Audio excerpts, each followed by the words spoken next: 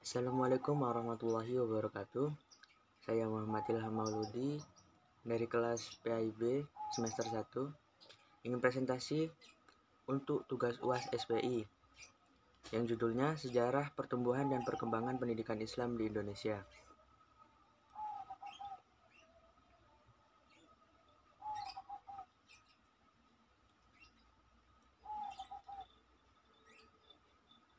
Yang pertama, pendidikan Islam pada masa penjajahan Belanda. Penaklukan bangsa Belanda atau bangsa Barat atas dunia timur dimulai dengan jalan perdagangan, kemudian dengan kekuatan militer. Selama zaman penjajahan, itu berjalanlah proses westernisasi Indonesia. Tujuannya adalah untuk meningkatkan hasil penjajahannya, bukan untuk kemakmuran bangsa yang dijajah. Begitu juga di bidang pendidikan, mereka memperkenalkan metode baru yang bertujuan untuk menambah tenaga kerja dan membantu mereka. Apa yang mereka sebut pembaharuan. Pendidikan itu adalah westernisasi dan kristenisasi, yakni untuk kepentingan Barat dan Nasrani. Lalu, di samping itu, sebagai penjajah bangsa pada umumnya, mereka menganut pikiran Machiavelli yang menyatakan antara lain, yang pertama, agama sangat diperlukan bagi pemerintah penjajah. Yang kedua, agama tersebut dipakai untuk menjinakkan dan menaklukkan rakyat. Yang ketiga, setiap aliran agama yang dianggap palsu oleh pemeluk agama yang bersangkutan harus dibawa untuk memecah belah dan agar mereka berbuat untuk mencari bantuan kepada pemerintah. Janji dengan rakyat tak perlu ditepati jika merugikan. Dan yang terakhir, tujuan dapat menghalalkan segala cara.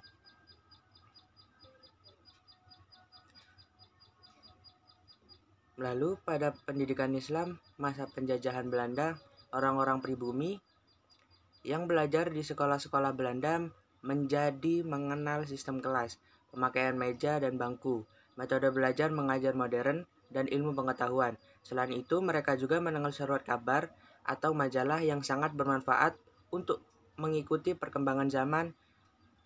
Akhirnya, dapat melahirkan Muslim yang memiliki pola pikir dan wawasan rasional. Pada awal abad ke-20, Indonesia telah dimasuki oleh ide-ide pembaharuan pemikir Islam, sekaligus ide-ide juga memasuki dunia pendidikan. Salah satu yang terlihat dari pembaharuan pendidikan itu adalah munculnya upaya-upaya pembaharuan dalam bidang materi, dan metode. Pada awal abad ke-20, Indonesia telah dimasuki oleh ide-ide pembaharuan pemikir Islam, sekaligus ide-ide juga memasuki dunia pendidikan.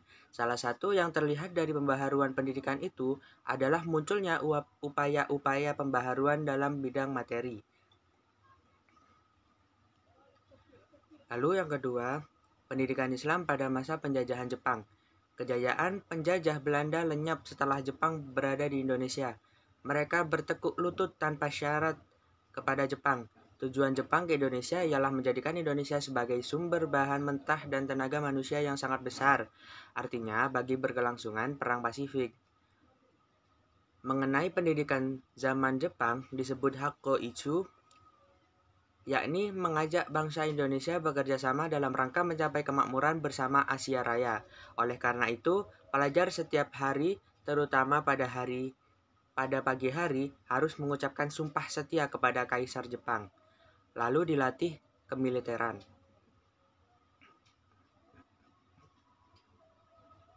Lalu, sistem pendidikan di masa Jepang sangat jauh berbeda dengan pendidikan di masa penjajahan Belanda.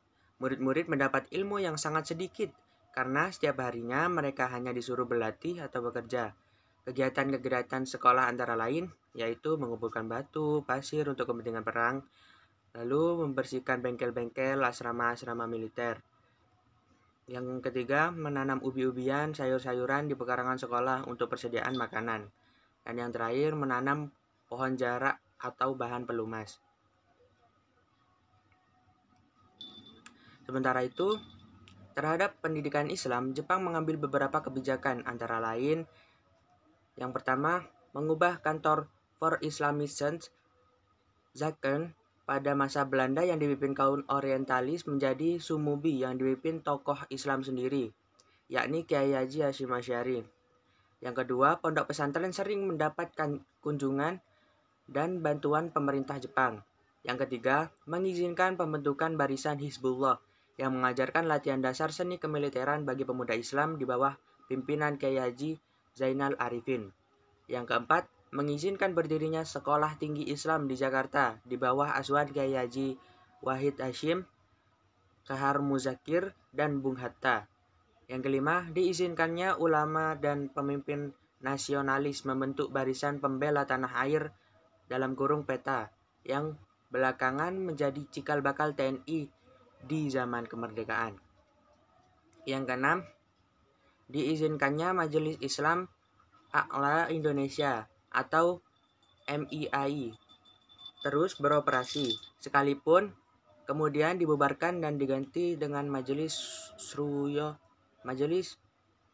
Syuro Muslimin Indonesia atau Masyumi yang menyertakan dua ormas besar Islam, yaitu Muhammadiyah dan NU.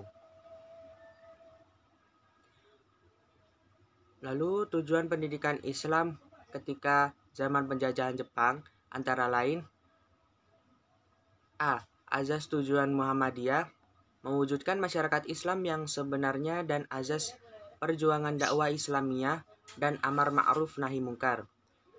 Lalu yang B, INS atau Indonesian Netherlands School, dipelopori oleh Muhammad Syafi'i pada 1899 sampai 1969.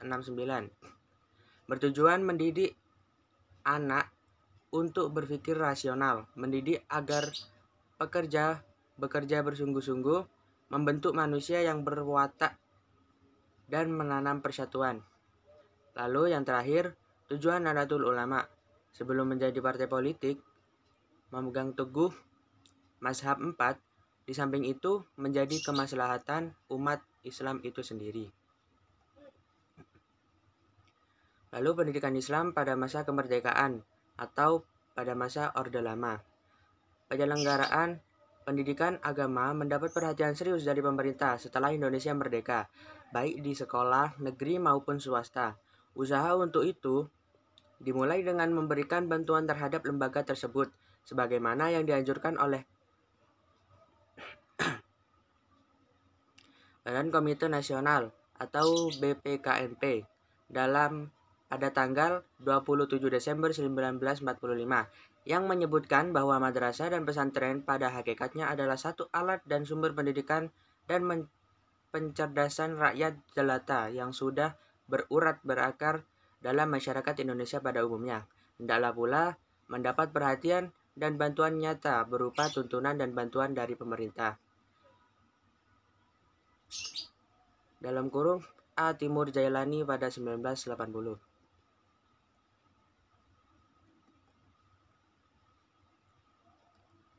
Lalu, setelah merdeka, pendidikan Islam mendapat kedudukan yang sangat penting dalam sistem pendidikan nasional.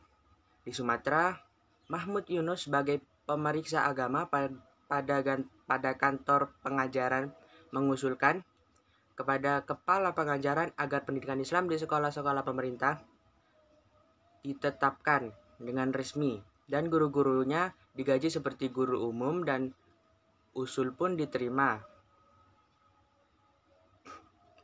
Pada tahun 1958, pemerintah terdorong untuk mendirikan madrasah negeri dengan ketentuan kurikulum 30% pelajaran agama dan 70% pelajaran umum. Sistem penyelenggaraannya sama dengan sekolah-sekolah umum dan perjenjangan. Dalam kurung Musyrifah Sunantoh pada 2005 sebagai berikut. Yang pertama, ada Madrasah Ibtidaiyah Negeri atau disingkat MIN, setingkat SD lama belajar 6 tahun. Yang kedua, ada Madrasah Sanawiyah Negeri atau disingkat MTSN, setingkat SMP lama belajar 3 tahun. Yang ketiga, Madrasah Aliyah Negeri atau disingkat MAN, setingkat SMA lama belajar 3 tahun. Lalu ada pendidikan Islam pada masa kemerdekaan (Orde Baru). Pemerintahan memandang bahwa agama mempunyai kedudukan dan peran sangat penting dan strategis. Peran utama agama sebagai landasan spiritual, moral, dan etika dalam pembangunan nasional. Agama juga berpengaruh untuk membersihkan jiwa manusia dan kemakmuran rakyat.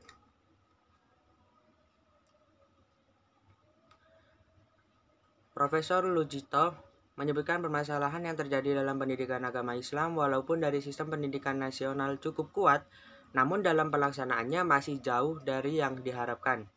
Hal ini karena dipengaruhi beberapa faktor, yaitu yang pertama kurangnya jumlah pelajaran agama di sekolah, yang kedua metodologi pendidikan agama kurang tepat, lebih menitik beratkan pada aspek kognitif daripada aspek efektif. Yang ketiga, adanya dikotomi pendidikan, heterogenitas pengetahuan dan penghayatan peserta didik. Yang keempat, perhatian dan kepedulian pemimpin sekolah dan guru terhadap pendidikan agama kurang. Yang kelima, kemampuan guru agama untuk menghubungkan dengan kehidupan kurang. Dan yang terakhir, kurangnya penamaan nilai-nilai tata krama dan pendidikan dalam Islam. Pendidikan Islam pada masa kemerdekaan atau reformasi. Apabila kita bicara mengenai pendidikan Islam, maka kita akan membicarakan mengenai pesantren dan madrasah. Menurut para pakar pendidikan Islam, bentuk pendidikan yang indigenous adalah pesantren yang telah hidup dan berada di dalam budaya Indonesia sejak zaman prasejarah, yang kemudian dilanjutkan pada masa Hindu-Buddha dan diteruskan pada masa kebudayaan Islam. Madrasah adalah bentuk pendidikan klasikal yang masuk ke Indonesia sejalan dengan arus modernisasi Islam. Pesantren dan madrasah adalah milik kebudayaan Indonesia, dan oleh karena pendidikan adalah sebenarnya merupakan gagasan kebudayaan, maka mendidik berarti pula menggagas kebudayaan masa depan. Disinilah letak arti pesantren di dalam membangun kebudayaan masa depan. Seperti Malik Fajar mengatakan, gelombang peradaban masa depan merupakan satu kesatuan ari gejolak makna kultural dari dalam dan kekuatan globalisasi yang menerjang dari luar. Pendidikan Islam pada masa kemerdekaan, oleh karena itu perlu kita kaji apa yang merupakan kekuatan dan kelemahan dari pendidikan pesantren dan madrasah. Yang pertama, kekuatan pendidikan Islam. Pendidikan yang lahir dari masyarakat dalam era reformasi dewasa ini yang sejalan dengan gelombang demokratisasi di dunia dan di Indonesia, maka kita bicara mengenai tuntutan hak rakyat termasuk pendidikan. Yang kedua, kelemahan. Cenderung kepada ortodoksi. Apabila kita teliti, kekuatan dari pendidikan pesantren dan madrasah justru disitulah pula letak kelemahannya. Dalam jalan perjalanan sejarah, sistem pendidikan pesantren dan madrasah telah terlempar dari mainstream pendidikan baik pada masa kolonial, masa pendudukan Jepang, maupun pada masa kemerdekaan. Kelemahannya terletak pada keunikan bahwa pesantren dan madrasah tumbuh dari bawah, dari masyarakat sendiri, sesuai dengan pemaslahatannya. Menurut pendapat penulis pengolahan pendidikan Islam meliputi 4 bidang prioritas, yaitu yang pertama peningkatan kualitas, yang kedua pengembangan inovasi dan kreativitas, yang ketiga membangun jaringan kerjasama atau networking, dan yang keempat pelaksanaan otonomi daerah. Dan sumber saya mendapatkan materi ini adalah Al-Hikmah, Jurnal Pendidikan dan Pendidikan Agama Islam. Jurnal Al-Hikmah, Vol 3 nomor 1 2021. Yang dipopulerkan oleh Fedri Sapurta. Sekian dari saya. Kurang lebihnya saya mohon maaf. Hidup akan selalu berakhir bahagia. Jika belum bahagia, maka belum berakhir. Saya Muhammad Ilham Mauludi. Wassalamualaikum warahmatullahi wabarakatuh.